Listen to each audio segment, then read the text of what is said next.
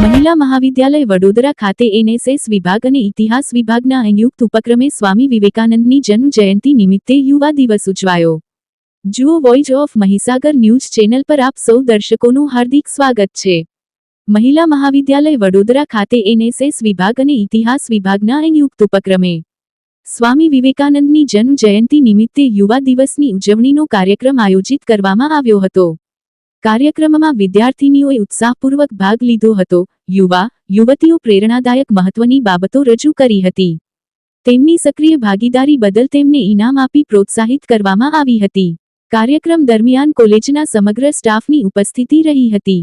ઉપસ્થિત વિભાગના programme officer doctor Hiral Patel તેમજ ડોક્ટર ચૌહાણ દ્વારા વિદ્યાર્થીનીઓને સ્વામી વિવેકાનંદ વિચારધારા, આત્મવિશ્વાસ, શિસ્ત અને રાષ્ટ્રનિર્માણમાં યુવાનોની ભૂમિકા અંગે માહિતી આપી હતી। આ સમગ્ર કાર્યક્રમનું સફળ સંચાલન ઇતિહાસ વિભાગના પ્રોફેસર તથા કના કોર્ડિનેટર ડોક્ટર અમિતભાઈ માછી દ્વારા કરવામાં આવ્યું હતું। અંતે અધ્યાપિકા પ્રિયંકાબેન બિલવાડ દ્વારા આભાર વિધિ કરવામાં આવી હતી।